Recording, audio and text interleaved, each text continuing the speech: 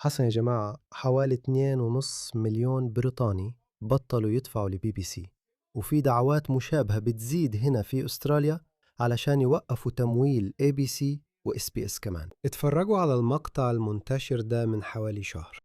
اطمنوا، هيكون في تغييرات كبيرة لو حزب ون نيشن خد الفرصة. SBS هتختفي. وانتي يا سيناتور قلتي انك عايزة تلغي SBS، وقلتي في خطابك ان الانترنت بقى كفاية وما بقاش في احتياج ليها. بس SBS بتقدم أخبار أسترالية ب60 لغة، مش بس أخبار دولية. احنا عندنا 10 مش 7 في الصف، 2 يعني 2 بس بلغات لحد 60 لغة، وكمان عندك يعني باقي أشكال الإنترنت برضو. سكاي ممتازة لو عايز تدور على الأخبار. فأنا بتكلم عن ستون لغة علشان نساعد الناس يندمجوا في أستراليا. أسفة بس يعني بصي، أنا فاهمة سؤالك، أنتي هتكوني من غير شغل، ده طبيعي، أنا فعلا فاهمة ده. هو ده جزء من برنامجك؟ مش ده جزء من برنامجك يا سيناتور انك تدمج الناس اللي جايين من بلاد تانية في أستراليا وتساعدهم يبقوا أستراليين؟ لا، أنا عايزاهم يتعلموا يتكلموا إنجليزي قبل ما يجوا هنا وياخدوا الجنسية، وده هيساعدهم يندمجوا في مجتمعنا، لأن 872 ألف شخص قالوا إنهم بيتكلموا إنجليزي قليل جدا أو مش بيتكلموه خالص. أمال فين الاندماج؟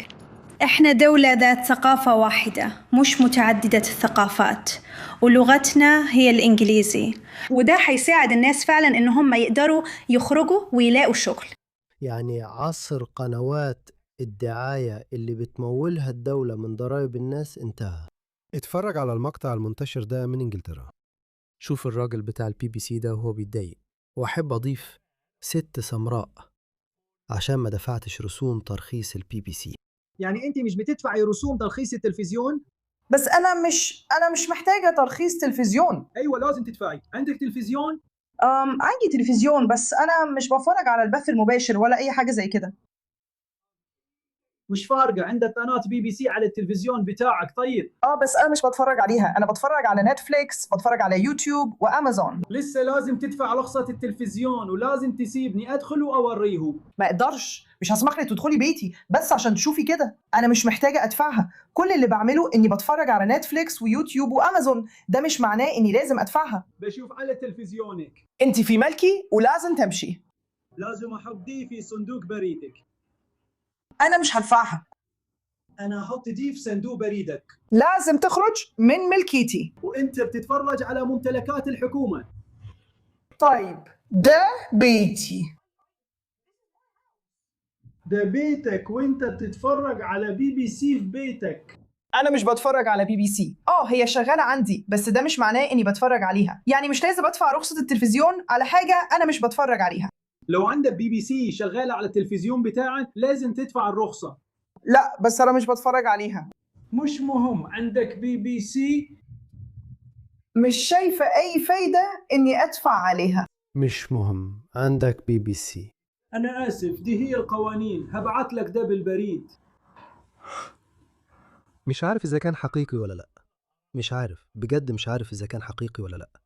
بس على أي حال الفيديو ده منتشر جامد، بس هم مستغربين ليه 2.5 مليون واحد ولسه العدد بيزيد بطلوا يدفعوا فلوس لدعاية البي بي سي. اتفرج على ده، شوف كده، هل البي بي سي فعلا تستاهل؟ دلوقتي البي بي سي بتعرض فيديوهات دعاية بتقول للناس ليه لازم يدفعوا للبي بي سي. ده فعلا سؤال كويس يا تريسي، بس لازم تسأل البي بي سي عملت ايه قبل كده؟ قبل ما تعرض دعايتك خلينا أوريك حاجة تانية. دي بي بي سي يا جماعة، شوفوا ده، دي البي بي سي. الموضوع مش مضحك أصلا. اسمه ايه؟ وكده خلصنا. هنري داينج. بص كده وجرب تحط في جوجل هنري جي اتش داينج، ممكن يكون ايه؟ يلا نشوف. ممثل ازمات حاصل على جوائز، هنري داينج. يا له من راجل، اهو هناك. اسمك ايه؟ ده كأنه واخد فلوس عشان يمثل انه مش عنده كورونا وهو في التلفزيون. يا نهار ابيض. انت اكيد بتهزر. لا لا لا. يا له من واحد حقير. هو مكتوب تحت ان ده تمثيل بس. لا هي بتتظاهر انها حقيقيه. وده البي بي سي. دي اخبار البي بي سي وده البي بي سي. وهو ممثل مأجور في الأزمات. هم صوروا كل الموضوع ده يا جماعة. هما بيعملوا كل ده عشان في ناس كتير قوي. هم عملوا كل الموضوع. مش عارف، بص أنا مش عارف بس سواء ده حقيقي ولا لأ، سواء فيه تفسير منطقي ومعقول ورا ده، أنا مش عارف. بس ده السبب اللي بيخلي الناس مش بتثق في البي بي سي. البي بي سي مرة بثت دعاية ضد البيض للأطفال، وادعت إن الناس السود هم اللي بنوا بريطانيا، وإنهم دائما كانوا السكان الأصليين للمملكة المتحدة. بص على ده. أنا أظن حتى الملك آرثر كان أسود على حسب كلامهم. بص على ده، في موسيقى، مش عارف إذا كنت أقدر أشغل ده. بس هحاول واعرض الخبر ده، هحاول على أي حاجة. ما تقالهمش إننا كنا هنا من البداية. إحنا كنا هنا من البداية بجد؟ إحنا كنا هنا من البداية، إحنا في العصر الحجري عشان الحرب هنتحرق ونتهد، هنولع في البيوت دي. يا جماعة ليه لازم يعملوا كده؟ يعني انتوا شايفين ان الناس السود هيبقوا اقل استحقاق يعيشوا في انجلترا لو ما اخترعلاش التاريخ ده؟ هارس سلطان.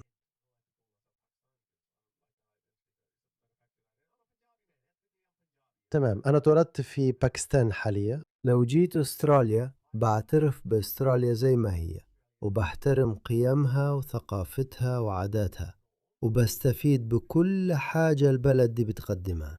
شرعيتي في العيش في البلد دي مش هتقل بسبب الاعتراف ده، ولا هتزيد لما أختلق ادعاءات كد. البنجابيين موجودين في أستراليا من قبل المستوطنين الأوروبيين بكتير. عارف إيه؟ ده اللي المسلمين بيقولوه. بص كده، بص كده، ده من وثيقة رسمية أسترالية. شوف كده، بص على الكلام الفاضي ده، بص كده. يا جماعة دي الوثيقة الأصلية من الحكومة الأسترالية لمكافحة الإسلاموفوبيا. بصوا كده، المسلمون الأستراليون ليهم مساهمة كبيرة من زمان في الحياة الاجتماعية والاقتصادية والثقافية في أستراليا. تمام؟ كان ممكن الكلام يخلص هنا، بس علشان في دماغهم يبرروا ده لازم يخترعوا ادعاءات ملهاش أساس. المسلمين موجودين في أستراليا من قبل الاستيطان الأوروبي. كلام فاضي فعلا. وحتى لو كان ده صحيح، إزاي ده هيخلي وجودهم هنا أكتر شرعية؟ فده النوع من الحاجات اللي اليسار بيعملها بقاله كتير، بينشروا الدعاية الفاضية دي بالطريقة دي، ودلوقتي مستغربين ليه الناس زعلانة منهم. ده اللي هوليوود بتعمله. شفت ناس كتير من اليونان كانوا زعلانين من أحدث أفلام نولان في هوليوود، اللي المفروض إنه فيلم ضخم، بس واضح إنه فشل بشكل كبير. بص على ده. البي بي سي عرضت ده بين الشوطين في نهائي كأس العالم، دعاية صريحة ومدفوعة بالكامل. أيوة زي ما أنت متخيل، أنا وأنت مش ناقصين 2.5 مليون شخص. ده فعلا سؤال كويس يا تريسي. طيب على أي حال، يلا نرجع للفيديو الدعاية الأصلي بتاع بي بي سي. بالنسبة لي دلوقتي هيقولوا لنا عملوا إيه؟ أكيد ده كويس لو أنت من معجبين إيان بيل أو لو ذا تريتورز، ليه أي جاذبية. مين يهمه لو جمعوا 2.5 مليار للجمعيات الخيرية؟ بس طب والدعاية اللي بتتجاهل التاريخ؟ إيه اللي بي بي سي عملته ليا أنا شخصياً؟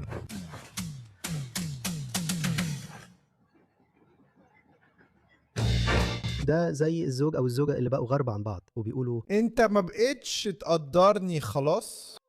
انت فاكر اني عمري ما عملت لك حاجة؟ انت شايف كل التضحيات اللي عملتها عشان العيال وعشان عيلتنا؟ أنت خليني اقول لك انا عملت ايه عشانك. انا ضحيت بشغلي عشانك. بس خيانتك ليا؟ وإيه عن الموضوع ده؟ طب وإنتي ما فكرتيش في ولادنا ولا في مستقبلنا وإيه عن ده؟ أنا فاهم، انتي ضحيتي بشغلك، عملتي تضحيات، انتي عملتي حاجات كويسة برضو، عشان مش كل الناس كويسين أو وحشين، بس وإيه عن ده؟ انتي متجاهلة المشكلة الكبيرة اللي قدامنا يا حبيبتي.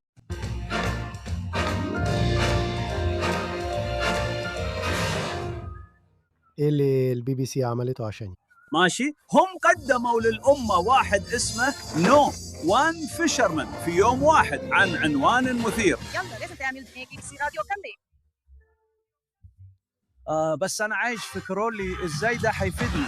أيوة، في برامج أنا ما أقدرش أقلل منها. لا بس إيه رأيك في الدعاية زي دي؟ وإيه رأيك في الدعاية التاريخية؟ وإيه رأيك في دعاية تاريخية زي دي؟ من الكتل الحجرية الضخمة لحد الكتاب الجورجيين العرايا ونجوم حلبات الملاك، لحد ساحات المعارك في أوروبا، وعن وين دراش أقدر أغني. دول هم الأبطال الحقيقيين. طيب ودي دعاية تاريخية، إيه رأيك؟ زي صدمة غير مسبوقة بخصوص المستشفى. هو بيقع وقع جنب. بس وانت بتحقق مع المشتبه فيه جامد. دي مش فرخة. انت تاني؟ اسألهم ايه اللي البي بي سي عملته لي انا. تمام يا صاحبي. بي بي سي راديو 2. بص، هم ما غرقوش الفصل ده بأطفال مسلمين، ورونا شوية تنوع مقبول. أنا فاكر حاجة كانوا فيها، ورونا حاجة كانت مليانة أطفال مسلمين، وما كانتش عن المسلمين، كانت مجرد مدرسة بريطانية عادية، وما وروناش ولا طفل أبيض واحد، مش فاكر ده. على أي حال، يلا نخلص الفيديو ده. 148. ليه ده يهمني؟ طيب يعني ايه لو هم بيتحققوا من الأخبار كويس؟ ايه اللي البي بي سي عملته لي انا؟ مش أنت على النوم الأسبوعي؟ أيوة. إزاي أنت كذاب كده؟ بيقولوا إننا تحققنا من الأخبار، كله كلام فاضي، كله كذب فعلا. حتى الأمم المتحدة نفسها اعترفت إنه مفيش مجاعة، وإن حماس كانت بتسرق المساعدات. ده حصل قريب، الأمم المتحدة قالت كده. وهيئة الإذاعة البريطانية BBC طول الفترة دي كانوا بيقولوا إن إسرائيل مش بتدخل مساعدات لغزة، في مجاعة بتكبر في غزة. حتى نشروا القصة اللي اتكشفت بعدين إنها مش صحيحة، عن طفل مريض كان جلده على عظمه بسبب مرض خاص عنده. بس ما وقفوش لحظة يفكروا إن لو الطفل ده بيموت من الجوع، ليه أمه كانت تقريبا عندها سمنة مفرطة؟ بس هم مش فارق معاهم، عارف؟ هم مش فارق معاهم، يعني لا BBC بقت كده، لا هم مش بيتأكدوا من أخبارهم، هي بقت فعلا مستنقع دعاية لليسار. عندنا برنامج على راديو 2 كمان، وبودكاست هيب هوب على ساوند كلاود. تمام يا صاحبي. مين يهتم بماري بيري؟ جلاستنبري، المشاهير في التلفزيون وبرنامج جلادياتورز ومحطات الراديو BBC راديو 2. راديو 3 آسيا نتورك. مرحبا. احتفال ويمبلدون. إلهام حب الطبيعة في الأجيال القادمة. برامج CBeebies عن الكلاب والكابوريا الرائعة. وفوق كل ده ما فيش حتى إعلانات. أوف. بس أيوة ما عدن دي. دلوقتي أظن إنهم بيعملوا كتير للسرد القصصي البريطاني. بس استنى، ليه الموسيقى بتعلى كده؟ انسى المتدرب بتاعك ومباراة اليوم وكمان لويس ثيرو. عارف كل ده مش لازم يكون موجود لو احنا مش عايزينه. لا بص، أنا مش بقول كده. مكتوب هنا إن الفلوس اللي بندفعها لBBC بتخلق أكتر من 6000. عارف إيه؟ كفاية الدعاية دي، خليني أشغلكم الفيديو سيء السمعة ده اللي إيلون ماسك دمر فيه BBC. يلا نشوف الفيديو ده. دي دعاية يا جماعة، دعاية. يعني أنا بس هضيف إننا فعلا اتكلمنا مع ناس اتفصلوا وكانوا شغالين في مراقبة المحتوى، وكمان اتكلمنا مع ناس قريب جدا كانوا مشاركين في مراقبة المحتوى، وهم بيقولوا ببساطة إن مفيش عدد كافي إن الناس يراقبوا الحاجات دي، خصوصا لما يتعلق الأمر بخطاب الكراهية جوه الشركة. أنت تتكلم عن أي نوع من خطاب الكراهية؟ يعني أنت بتستخدم تويتر؟ صح. أنت شايف في زيادة في خطاب الكراهية؟ يعني مجرد قصة شخصية، يعني عملت إيه؟ أنا لا. بالنسبة لي في صفحة الفور يو عندي بلاقي النوع ده من المحتوى أكتر. أيوة بالنسبة لي شخصيا. أي نوع من المحتوى؟ أنا مش هتكلم بالنيابة عن باقي الناس على تويتر. أنت شفت خطابات كراهية أكتر بنفسك؟ أنا ممكن أقول إني شفت محتوى فيه كراهية أكتر في ده. محتوى أنت مش بتحبه ولا محتوى فيه كراهية؟ يعني إيه اللي يخلي حاجة فيها كراهية؟ يعني انت عارف محتوى بيستفز رد فعل، حاجه ممكن يكون فيها شويه عنصريه او شويه تمييز على اساس الجنس، الحاجات اللي زي كده. يعني انت شايف ان في حاجه، ازاي بتحدد ايه اللي فيه كراهيه وايه اللي ما فيهوش كراهيه، ايه اللي عنصري وايه اللي مش عنصري، ازاي بتحدد؟ لان على حد علمي احنا لسه دلوقتي بس ابتدينا نفهم الاستخدام الصح لكلمه عنصري، لان حتى لو قلت، حتى لو اشرت لعادات ثقافيه بدائيه عند حد، ده هيتشاف انه عنصري. بس دلوقتي فهمنا ان ده مش عنصريه، ده نقاش مبني على القيم. في أحسن الأحوال هو متعلق بالثقافة. في شويه تمييز جنسي المفروض يتمنع. لا مش قصدي كده، هو ده اللي بتقوله؟ انا مش بقول حاجه، انا بس عندي فضول. انا بحاول افهم تقصد ايه بمحتوى يحض على الكراهيه، وبطلب امثله محدده. هو عارف إنه ما عندوش حاجة. هو جه هنا بأجندة بس عشان يقول، عشان يحط كل اللوم عليه، لأن إكس عمل كتير يا جماعة. أنا بقول لك كشخص بيعمل محتوى، خليني أقول لك حاجة، خليني أحكي لك عن تجربتي الشخصية. وقت الكورونا كنا خايفين جدا نقول أي حاجة عن الكورونا. دلوقتي الموضوع ما كانش تخصصي، أنا بصراحة ما كنتش مهتم قوي بيه لأني كنت واضح إني في المجال ده، فعشان كده فضلت ساكت. لكن في كذا مرة لما قلت حاجة الفيديوهات بتاعتي اتشالت وهددوني إن القناة بتاعتي هتتقفل. تمام؟ فكنا خايفين نقول حاجات كتير، وحتى مع الإسلام أو المسلمين أو أي حاجة زي كده كنا بنقول لازم نخلي بالنا كويس. لو رحت وتابعتني على تويتر هتلاقي إني هناك بتكلم بحرية أكتر بكتير. دلوقتي اللي حصل لما إيلون ماسك اشترى إكس سمح لنا نعبر عن رأينا، تمام؟ بس كمان بقينا نشوف محتوى كراهية كتير من الطرف التاني. المسلمين بيقولوا كل أنواع الكلام الوحش، في ناس بتكره إيلون ماسك وفي ناس بتدعم الحرس الثوري الإيراني علني زي بشرى شيخ. هم بينشروا أفكارهم وآرائهم المعادية للغرب بشكل علني على إكس. ده تمن حرية التعبير، ماشي؟ بس قبل كده كان الموضوع منحاز بشكل كبير في اتجاه واحد، ما كناش أقدر نقول أي حاجة. لكن لو أنت يساري مهووس بالوك ومجنون كنت تقدر تقول اللي أنت عايزه، أي حاجة، وتقدر تسكت أي حد. صح. أنت عنصري. إيلون ماسك نعمة من ربنا، هو أنقذ حرية التعبير، ومش بس على إكس، لأن ده كان ليه تأثير متسلسل على باقي المنصات اللي اضطروا هم كمان يخففوا الرقابة على الناس. فيسبوك قلب 180 درجة لما ترامب مسك الحكم، كان حرفيا بيترجى ترامب وبيتمسح فيه. وعشان كده أنا بكره مارك زكربيرج بكل قوتي. هو إيه كان اسم الراجل ده اللي بيؤمن بنظريات المؤامرة؟ ديفيد آيك أو حاجة زي كده، اللي قال إن العيلة الملكية سحالي من كواكب تانية أو حاجة زي كده. لو في أي جزء من الكلام ده صح مش عن العيلة الملكية، مع إن ممكن يكونوا هم كمان، بس أنا مش فارق معايا، أنا مش مهتم بيهم كفاية. لكن ده مارك زكربيرج، هو من الزواحف، هو كائن فضائي، أنا مش عارف الراجل ده إيه. فإيلون ماسك أنقذ ده. عشان كده اللي هو قاله دلوقتي مهم جدا. هو قال يعني لو حد أو حاجة فيها شوية تحيز جنسي لازم نمنعها. دي نقطة أساسية هو قالها. نوصل للحاجات دي من النوع ده. يعني انت شايف لو في حاجه فيها شويه تحيز جنسي المفروض تتمنع؟ انا لا، هو ده اللي انت بتقوله، انا مش بقول حاجه، انا بس عندي فضول. انا بحاول افهم تقصد ايه بمحتوى فيه كراهيه، انا بطلب امثله محدده. وانت لسه قايل ان لو في حاجه فيها تمييز بسيط ضد الستات ده محتوى فيه كراهيه، ده معناه انه لازم يتمنع؟ طيب انت سالتني اذا كانت الفيد بتاعي فيها اكتر او اقل، انا اقول انها فيها اكتر شويه. عشان كده انا بسال على امثله. تقدر تديني مثال واحد؟ صراحه انا مش محتاج ده صراحه. مش قادر تقول مثال واحد؟ هقول لك ليه، لاني فعلا ما بقتش استخدم تبويب لك عشان انا مش بحبه قوي، وفي الحقيقه ناس كتير شبه كده. انا بس استنى ثانيه. انت قلت انك شفت محتوى فيه كراهيه اكتر، بس مش قادر تقول مثال واحد ولا حتى واحد. مش متاكد اني استخدمت الفيد ده اخر 3 أو 4 اسابيع وانا طيب. امال ازاي شفت المحتوى اللي فيه كراهيه ده؟ لاني كنت بستخدم تويتر من ساعه ما استلمت الاداره، بقالك 6 شهور. تمام، يبقى اكيد في وقت من الاوقات شفت محتوى فيه كراهيه في صفحه ليك. انا بسالك عن مثال واحد. صح، ومش قادر تدينا مثال واحد، وانا بقول. يبقى انا بقول انك مش عارف انت بتتكلم عن ايه. بجد؟ ايوه، لانك مش قادر تديني مثال واحد على محتوى الكراهيه ولا حتى تغريده واحده، وبرغم كده انت قلت ان محتوى الكراهيه كان عالي.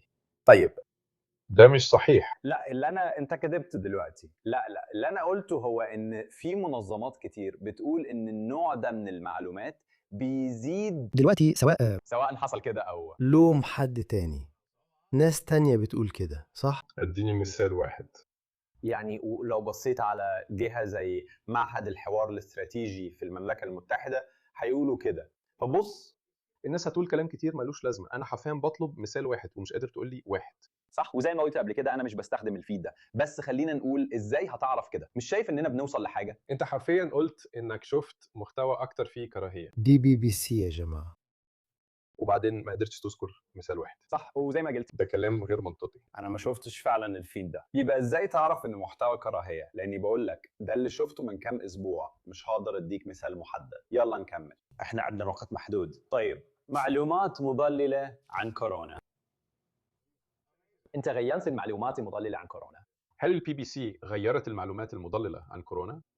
الBBC مش هي اللي بتحط القوانين على تويتر، عشان كده بسألك. لا، انا بتكلم عن المعلومات المضلله اللي نشرتها الBBC عن كورونا.